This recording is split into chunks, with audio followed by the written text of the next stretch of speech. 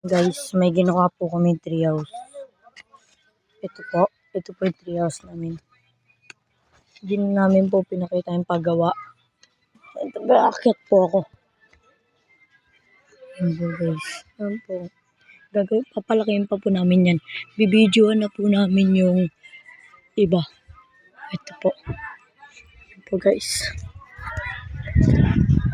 Ito, nahirapan po ako umakyat. Yan guys. Ito po. Yan. Hindi ko na po pinakita eh. Ayan po yung tanawin dyan guys. Oh.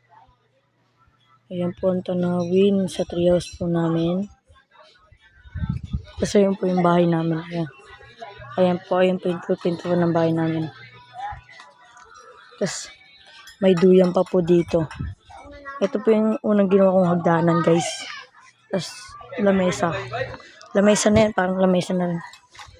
Sorry guys kasi hindi ko pinakita yung paggawa ng namin treehouse. Tapos may duyan na rin dito. Kapalakihin pa namin yan hanggang dyan guys. Hanggang dyan. Tapos hanggang dito. Yan. Sarap dito guys pag nakahiga oh. Sarap dito guys. Tignan nyo yung mga bundok dun guys oh. Bibidyoan na po namin yung paggawa namin. Yung mga kasama ko po tulog pa po eh. Yung guys yung may bundok dun oh. Ayun oh. Ang ganda dyan guys. Minsan dito na rin ako kumakain. Kaya pag gagawa kami, bibidyo na namin para makagawa na rin magtingin nyo kung paano kami gumawa. Ganon guys. Ang sarap dito, mahangin.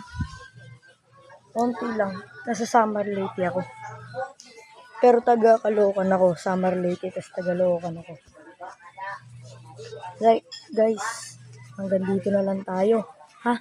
Paki-like and follow and share ha. Comment na rin. Bye-bye.